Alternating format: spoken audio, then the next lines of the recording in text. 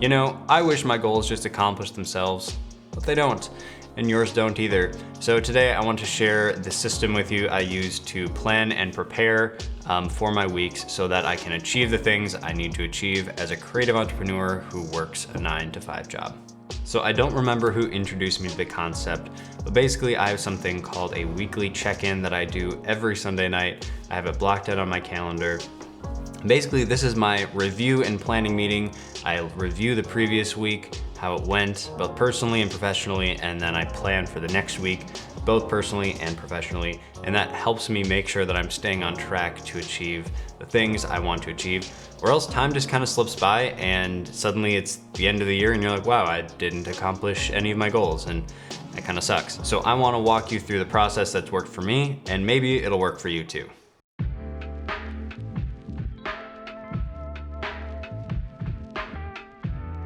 So I just want to quickly walk you guys through the tools I use. It's super simple. I just use the Google Suite. I use Google Calendar, Google Keep, Google's to-do list, whatever that's called, and Google Drive. The reason I use these, it's just all integrated. It's super easy to use, and I can just log in anywhere I'm at, and it works for me. And I know some people like Notion, To-Do, Melanote, different productivity tools. I just haven't had the time to try any of them, so they might be better.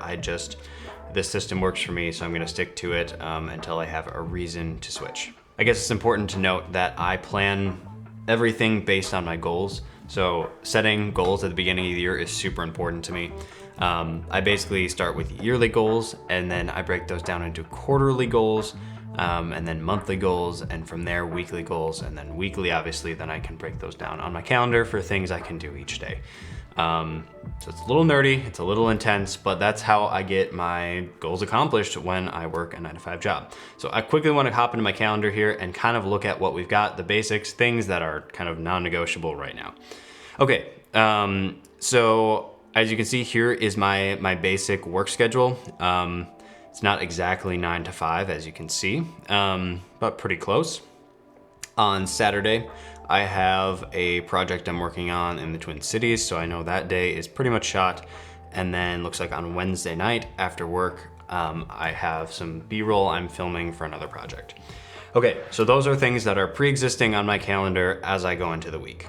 All right, good to know. But before I move forward with actually adding things to my calendar for this next week, I need to actually look back at the previous week and see how things went. I guess it's important to say I always start with personal stuff first before business stuff, because as a creative entrepreneur, you are the business, and so you need to make sure that you are taken care of as a person so that you can succeed in your business, because if you're not taking care of yourself, you're also not taking care of your business. So the first thing I do is ask, how am I feeling? And this is just completely generally, just how am I feeling? So it makes me take a step back and actually think about, how am I feeling? What's going on? Just kind of slow down and reflect for a minute. Next, I ask myself, what's exciting right now? There's always something. I'm always excited about something, whether it's a new project or an idea or maybe a new piece of gear I got. Something is always exciting to me, no matter what it is. And so I'll often just take a minute to write down what those things are. This can be either personal or professional, just kind of generally what's exciting right now. Next thing I ask myself is, what is draining right now? So again, just the opposite. There's almost always something that's draining your energy, draining your creativity, just not making you feel great. And so I'll always just take a minute and write that out. Next one's kind of silly, but it's, do I have any exciting or profound ideas? Mostly I don't have any profound ideas, but other people have profound ideas. And so if I've found something that was interesting to me the previous week, I'll often reference back to it and maybe write down a few quotes from it. Sometimes it'll be a YouTube video, sometimes it'll be from a book I'm reading. And then the last thing I do is review my personal goals. One of my personal goals this year was actually to keep my screen time on my phone under 2 hours a day. And that's one I've been really struggling with. So I actually take the time and I review that every week and make a note of it. I've been getting a little better, but I'm usually sitting right around the 3-hour mark rather than the 2-hour mark or lower. Instagram and YouTube are the top offenders. It's just how it is. And the last personal question I ask myself is, what can I do personally this week to make it a good week? Quickly write that out, and then I move on and actually schedule the personal things that I need to get done this week. So let's quickly hop in and do that. Okay, and so I'm on a schedule of going to the gym 3 days a week on Monday, Wednesday, Friday, and so I will throw those in really quick.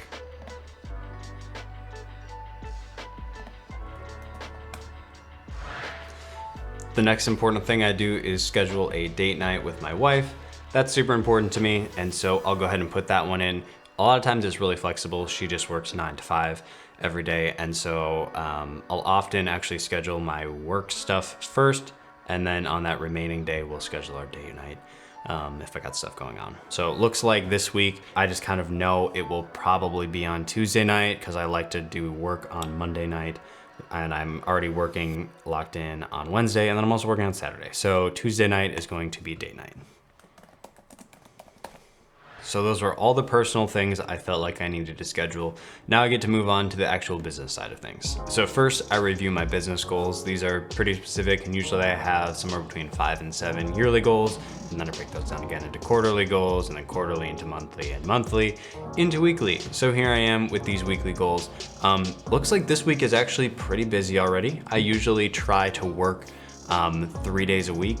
And so it looks like, Wednesday night, I'm already working. Saturday, I'm working all day. That probably leaves me with either Monday or Thursday morning. I like to work on Monday. And so I'm gonna schedule in my work slot right there. And then basically block off that time for work. And then as I go through here and review my goals, I can look at what I need to actually do during that time to move towards my goals, rather than just answering emails and maybe uploading to Instagram and just random things like that.